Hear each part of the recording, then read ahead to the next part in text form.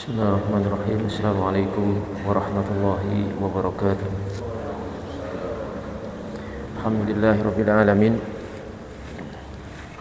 Wa bihi nasta'inu ala umuri dunya waddin. Asyhadu an la ilaha illallah wahdahu la syarikalah wa asyhadu anna Muhammadan abduhu wa rasuluh. Allahumma shalli wa sallim ala sayyidina Muhammad wa ala alihi wa sahbihi wa man tabi'ahum bi ihsan ila yaumiddin. Thumma amma ba'd.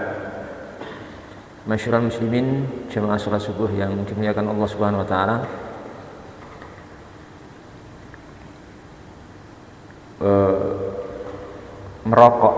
Merokok itu apakah membatalkan puasa seseorang atau tidak? Menurut pendapat yang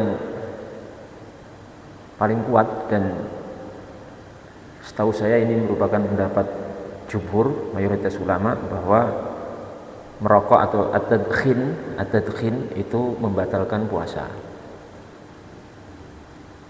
Kalau dari sisi itu, merokok itu membatalkan puasa. Di sini disebutkan fahuwa mufsidun lisaumi mujibun lil qada'. Jadi merokok itu merusak puasa dan mewajibkan qada'. Jadi tidak benar kalau ada yang berpendapat bahwa merokok itu tidak membatalkan puasa. Jadi jangan dipahami yang membatalkan puasa itu cuma makan minum. Sudah saya sebutkan pada pertemuan yang sebelumnya bahwa yang membatalkan puasa itu seorang memasukkan idkhal ain, memasukkan material ke jauf. Material itu tidak harus makanan atau minuman. Termasuk di sini asap rokok itu material, itu ain, termasuk ain, atau dalam bahasa lain itu jirmun. Jirmun itu ya material, sesuatu material. Karena kata di sini sebutkan di anna ad-dukhan, rokok itu bahasa Arabnya ad-dukhan ya. Li anna ad-dukhana an-natija an harkit tabuk yatakathafu. Karena rokok atau dukhan atau asap yang dihasilkan dari pembakaran tembakau itu yatakathafu itu tebal ya, tebal. Fayasiru jirman dakhala jaufal insan. Maka dia menjadi jirman. Jirman itu ya material, ain, sesuatu material yang masuk pada jauf al-insan, masuk ke dalam tubuh seorang insan, bitajawuzihi al-hulqum, dengan dia melewati kerongkongan, melewati lebih dari kerongkongan, itu sudah membatalkan puasa. Jadi jangan sampai kita waktu bulan Ramadan kemudian merokok. Karena ada sebagian pihak, dan saya mendapatkan ya, tapi di Jawa dulu masih kerabat juga. Jadi kalau puasa Ramadan itu merokok. Dia nggak makan, nggak minum, tidak melakukan berbagai pembatal puasa, tapi satu yang tidak bisa ditinggalkan, merokok.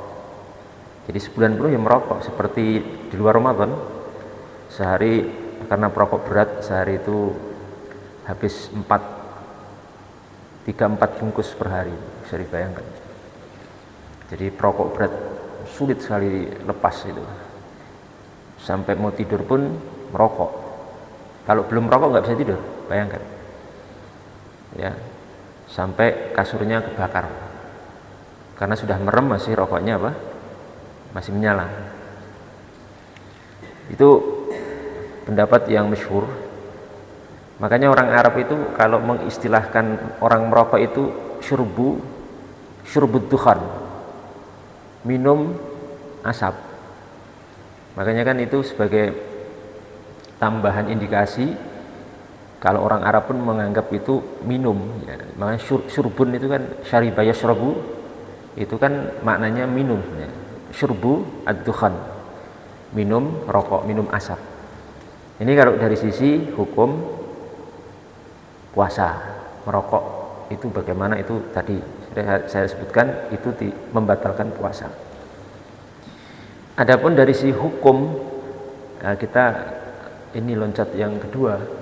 Kalau tadi dari hukum merokok tidak membatalkan puasa atau membatalkan, sekarang dari hukum merokok itu sendiri bagaimana? At-tadkhin itu hukumnya bagaimana? Menjawab hal ini kita harus amanat. Banyak referensi yang ditulis oleh para ulama. Saya punya beberapa kitab khusus yang menjelaskan masalah itu, yang ditaklif, disusun oleh para imam, para ulama, yang mungkin bisa dibaca kalau yang bisa bahasa Arab, kitab-kitab itu. Amanah ilmiahnya para ulama itu ikhtilaf di situ, yakhtalifu fi hadhil masalah. Para ulama itu berbeda pendapat dalam hukum rokok. Hukum rokok terbagi menjadi 3 pendapat. Yang pertama al-hurmah, haram. Yang kedua al-makruh, makruh ya. Yang ketiga al-mubah, boleh. Jadi ada yang mengharamkan, ada yang memakruhkan, ada yang membolehkan. Itu fakta ilmiah. Andai kita nggak merokok atau kita mengikuti pendapat yang haram, kita tidak boleh menafikan, menutup mata bahwasanya ada pendapat lain. Karena seorang dai, seorang ulama, seorang alim itu tidak bisa menutup pendapat lain, kemudian dia mengikuti satu pendapat dan mengatakan cuma satu pendapat gitu. Itu khianat ilmiah. Karena itu akan masuk khianat ilmiah dan nanti di akhirat harus dipertanggungjawabkan. Kalau memang ulama sepakat, katakan sepakat. Kalau ulama berbeda pendapat, katakan apa? Berbeda pendapat. Itu amanat ilmiah. Jadi salah satu sifat yang harus kita pegang, apalagi seorang dai, seorang alim, itu harus amanah. Ya. Maka dalam dalam Quran disebutkan walladzi li amanatihim wa ahdihim ra'un. Jadi amanah itu amanatnya begitu. Sehingga ini masuk pada keumuman aturan masalah khilafiyah ijtihadiyah. Aturannya itu saya kasih ya penjelasan. Pertama, dalam masalah khilafiyah ijtihadiyah itu kita tidak boleh memaksakan pendapat yang kita ikuti kepada orang lain. Jadi kalau kita mengikuti pendapat yang pertama, nggak boleh kemudian seluruh manusia harus mengikuti apa yang kita ikuti. Ini berlaku umum ya dalam masalah apa saja. Kedua, ini disebutkan oleh Ibnu Aqil Al-Hambali dalam Al-Adab Syar'iyyah. Saya sampai hafal. Bukunya tebalnya sekian. Itu kalau yang saya punya 1 jilid, itu kalau yang cetakan 2 jilid itu sekian 2 kali. Di situ Ibnu Aqil Al-Hambali menyatakan, menukil dari Imam Ahmad Ibnu Hanbal, beliau mengatakan la yanbaghi lil faqih ayahmilan nasa ala madhhabih. Tidak boleh seorang faqih, seorang ahli fikih, seorang ulama memaksakan pendapatnya kepada orang lain. Karena ranahnya istihadi, ranah istihad. Istihad memang ada ruang di situ ulama itu untuk beristihad. Kenapa? Karena dalil-dalil dalam masalah itu tidak sorih, nggak hanya satu. Sisi-sisi pendalilan atau pengambilan hukum itu macam-macam. Jadi makanya ulama beda pendapat. Jadi satu hadis itu bisa melahirkan 8 pendapat. Saya pernah belajar fikih di Yaman itu dengan seorang guru dari Hadramaut, seorang syekh. Ada lewat sebuah hadis. Hadisnya satu, Pak. Hadisnya satu. Yang terlahir dari satu dalil hadis ini 8 pendapat ulama. Padahal hadisnya sama.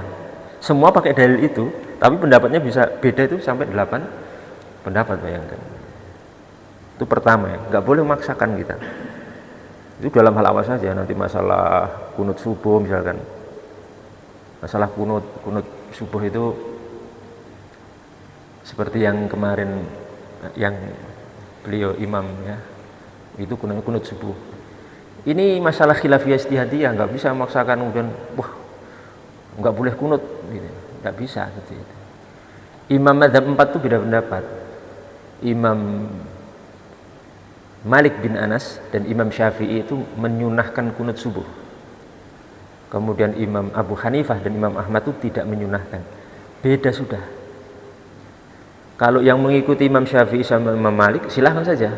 Yang mengikuti Imam Abu Hanifah dan Imam Ahmad bin Hanbal juga silahkan mengamalkan keyakinan masing-masing, tapi jangan memaksakan pendapat kepada orang lain. Ya terus bagaimana? Saling menghormati, selesai. Karena para ulama di zaman itu dengan banyaknya perbedaan pendapat, mereka nggak ada yang kemudian saling menyesatkan, saling menyalahkan, saling kemudian mendiamkan, saling menuduh kamu menyimpang atau bagaimana, tidak ada. Imam Ahmad itu muridnya Imam Syafi'i. Imam Ahmad murid, Imam Syafi'i guru. Imam Ahmad itu ya tidak kunut subuh, gurunya Imam Syafi'i kunut subuh. Tapi mereka, kata Imam Ahmad selaku muridnya, andai saya sholat di belakang Syafi'i guru saya akan ikut kunut walaupun saya tidak berpendapat kunut. Karena imamnya kunut, Imam Syafi'i, dan saya muridnya Imam Ahmad tidak kunut. Kalau saya sholat di belakang Imam Syafi'i, saya akan kunut. Bayangkan itu. Adem, guru sama murid. Silahkan cari sejarah dua orang imam ini. Apakah mereka berseteru gara-gara itu? Apakah mereka saling memaksakan? Tidak ada sejarahnya. Silahkan cari seluruh kitab sejarah. Kalau bisa mendapatkan mereka saling berantem, saling menyesatkan gara-gara itu, sampaikan kepada saya. Nanti saya akan hadiahi kitab Fathul Bari 22 jilid milik saya. Karena memang mereka alim, berilmu, jadi perbedaan pendapat di kalangan orang berilmu itu beda dengan perbedaan pendapat di kalangan orang-orang yang tidak berilmu. Orang berilmu itu kadang kita baru tahu sedikit, rasanya sudah semuanya tahu gitu. Ya, beda perbedaan pendapat orang berilmu dengan tidak berilmu itu beda. Kadang orang tidak berilmu itu lebih mengandalkan otot, tapi kalau orang berilmu itu mengandalkan akal dan ilmu mereka. Nggak boleh memaksakan, nggak boleh mengingkari. La ingkar, ada kaidah la ingkar fi masail khilaf. Tidak boleh mengingkari dalam masalah khilafiyah ijtihadiyah. Umpamanya gini, ada orang sholat, ada yang kalau turun sujud itu tangan dulu, ya kan? Ya enggak? Ada yang kalau turun sujud lutut dulu, ada yang tangan dulu, ada yang lutut dulu. Kalau misalkan kita tangan dulu, kita tidak boleh mengingkari orang yang turun dengan lutut dulu. Kalau yang turunnya lutut dulu juga tidak boleh mengingkari yang tangan dulu. Kenapa? Itu kaidah itu di dalam para ulama. La ingkara fi masailil khilaf. Tidaklah boleh mengingkari dalam masalah khilafiyah ijtihadiyah. Semua memiliki adillah, memiliki dalil dan memiliki wujuhul istidlal, metodologi pendalilan, dan itu sah karena itu berasal dari para ulama, dari para imam-imam mujtahidin. Ada yang kalau tasyahud gini-gini, ada enggak? Tasyahudnya goyang-goyang gini, ada kan? Ada yang enggak, ya biasa saja. Mau yang gini silahkan, goyang-goyang. Kalau enggak digoyang-goyang silahkan. Kalau saya pribadi enggak goyang-goyang. Itu mazhabul jumhur, mayoritas ulama. Kalau yang goyang-goyang ada juga. Itu menurut Imam Malik bin Anas. Cuma goyang-goyangnya itu nanti masih ada pembahasan itu. Sebagian yang goyang-goyang di zaman ini keliru memahami masalah tersebut. Terus begitu, enggak boleh mengingkari. Kemudian harus saling menghormati, yang tiga itu saling menghormati masalah khilafiyah ijtihadiyah. Jangan sampai kemudian dijadikan wasilah untuk saling bertengkar, saling berkonfrontasi, saling menyalahkan, saling menyesatkan. Tidak boleh seorang ahli sunnah, seorang muslim ahli sunnah wal jamaah dikeluarkan, disesatkan dari daerah ahli sunnah wal jamaah gara-gara perbedaan masalah khilafiyah ijtihadiyah. Ya, ini penting sekali saya utarakan karena supaya kita lebih bijaksana, lebih hikmah, lebih arif menyikapi masalah ini sesuai dengan bimbingan para ulama ahli sunnati wal jamaah. Ya, wa'tasimu bihablillahi jami'an wa la tafarraqu. Ya kan? Untuk tetap menjaga persatuan dan kesatuan. Jadi intinya masalah rokok itu ada 3 pendapat. Yang ikut yang haram silahkan, yang ikut yang makruh silahkan, yang ikut yang mubah silahkan. Kita nggak bisa mengatakan gini, misalnya kita ikut yang haram, kemudian ada yang ikut mubah ngerokok. Sekedar dia ngerokok itu nggak bisa kemudian kita sesatkan, kita keluarkan dari ahli sunnah wal jamaah. Karena nanti kita harus konsisten. Ada ulama-ulama, para imam besar itu ngerokok. Berani nggak menyesatkan mereka? Jangan sampai orang di sini disesatkan, imamnya nggak disesatkan, sama-sama ngerokok padahal. Lucu juga kan? Seperti kadang ada orang kunut disesatkan, Imam Syafi'inya sama Imam Maliknya nggak disesatkan. Padahal sama-sama mengamalkan kunut. Yang kunut di zaman ini disesatkan, yang kunut di zaman dulu para imam-imam mujtahidin nggak disesatkan. Tahu nggak kita, kenal nggak Imam Syaukani Al-Yamani? Imam Syaukani dari negeri Yaman, pengarang Nailul Autor itu ngerokok. Baru tahu kan? Itu ngerokok, dan fatwanya beliau itu pendapatnya rokok itu mubah. Kalau di Yaman itu bukan rokok, lebih parah, namanya qat. Ngekot orang sana itu. Qat itu gini, tanaman daunnya kecil-kecil sekian, segini sejempol-jempol saya itu daunnya. Ya, nanti rimbun begitu, terus daunnya itu dimakan. Itu kalau di Indonesia efeknya mirip ganja, kayak ganja. Memang nggak ada asapnya, dia makan begitu nanti ngefle. Itu Imam Syaukani menghalalkan itu. Saya nggak mengikuti pendapat Syaukani, saya nggak ngikuti. Tapi dalam arti beliau seorang ulama besar dan berpendapat itu saya hormati. Dan nggak bisa kita sesatkan gara-gara itu. Maka silahkan ke Yaman kalau yang pengen membuktikan. Di Yaman itu masyarakat banyak yang ngekot. Masuk saja di ibu kota Son'a itu ba'da zuhur, setelah jam makan, itu isinya orang ngekot. Imam Syaukani rahimahullah ta'ala. Ada lagi seorang ulama musnidud dunya, musnadnya dunia, ahli hadisnya dunia fi zamani, asalnya orang Indonesia tapi mukim di Mekah, yaitu Syekh Muhammad Yasin Al-Fandani. Yasin Al-Fandani itu dari Sumatera, dari Padang, Sumatera Barat, kemudian menjadi ahli hadis di negeri Mekah, yang hafal kutubus sittah, hafal kitab hadis yang 6, Sahih Bukhari, Muslim, Abu Dawud, Tirmidzi, Ibnu Majah, wa Nasa'i. Ini dihafal oleh beliau. Beliau ngerokok. Tapi tidak ada satupun ulama sampai sekarang yang saya dengar, saya baca menyesatkan Imam Yasin Al-Fandani. Ini menunjukkan memang luar biasa ya, dari memang perbedaan pendapat itu kalau di kalangan ulama itu sangat sejuk sekali, sangat hikmah sekali. Saya tidak merokok sama sekali. Dan saya tidak pernah menganjurkan orang merokok. Tapi kalau sudah masalah menyesatkan dan sebagainya, itu kita hendaknya hati-hati. Karena nanti ada pertanggungjawabannya di mahsyar, yaumul hisab, di hari perhitungan di hadapan Allah Subhanahu wa taala. Jangan sampai kita di hari kiamat bangkrut gara-gara memvonis fulan ini begini, menghukumi fulan. Nanti kita bangkrut di hari kiamat. Dan kita akan menangis di sana. Kenapa? Banyak orang-orang yang terzalimi akan menuntut kita di hadapan Allah Subhanahu wa taala. Kita mati membawa banyak pahala, amal soleh luar biasa, tapi di akhirat kita bangkrut. Karena apa? Karena harus membayar kezaliman kepada sesama muslim. Hadisnya itu kan tentang al-muflis. Ketika Nabi bertanya, man al-muflisu fina, siapa orang bangkrut di antara kami, kata Rasul. Para sahabat apa?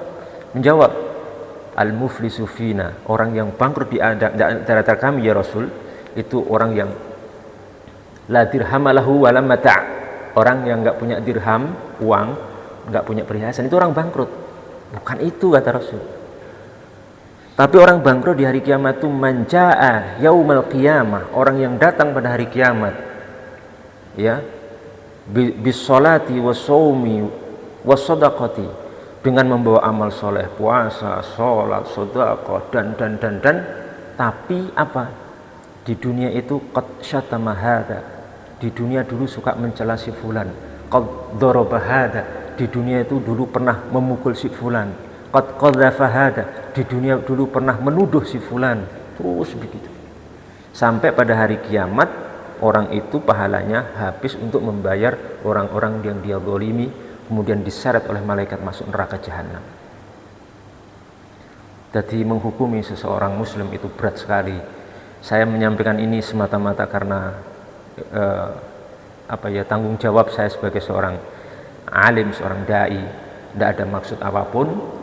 Mari kita berbeda pendapat, tapi wajib untuk saling menghormati di antara sesama muslim ahli sunnah wal jamaah. Kalau masalahnya lain, masalah pokok agama silahkan. Ini masalah furu'iyah. Kalau masalah pokok agama nggak ada toleransi, ya nggak ada. Sholat 5 waktu hukumnya wajib, itu nggak ada toleransi. Kalau orang mengatakan tidak wajib, sudah selesai, itu keluar dari ahli sunnah. Ini sesat, jelas kita katakan sesat. Kan begitu, ya kan? Atau misalkan puasa Ramadan tidak wajib, ini sudah menyimpang, ini selesai sudah. Karena itu pokok agama. Tapi kalau masalah-masalah yang cabang seperti ini, itu ada memang mahal istihad para ulama, maka hendaknya kita berusaha untuk saling menghargai di antara sesama muslim. Demikian, dan memang para ulama yang itu nanti kaidahnya masalah rokok itu kepada masalah ada sesuatu yang memudorotkan dan ada sesuatu yang berpotensi memudorotkan, itu dua hal berbeda. Kalau kita paham kaidah ini, kita akan bisa memahami perbedaan pendapat masalah rokok, hukum rokok di kalangan para ulama. Jadi kalau racun, kita minum baygon itu kan racun, itu sesuatu yang memudorotkan, mesti mati orang minum baygon, itu jelas haram. Kenapa sampai beda pendapat? Karena rokok itu masuk kaidah sesuatu yang berpotensi memudorotkan, itu yang jadi masalah. Jadi monggo kita saling menghargai dan menghormati. Semoga Allah Subhanahu wa taala senantiasa membimbing kita kepada jalannya para anbiya war rasul dan jalan para as-salafus saleh radhiyallahu taala anhum ajmain. Wabillahi taufik wal hidayah. Wassalamualaikum warahmatullahi wabarakatuh.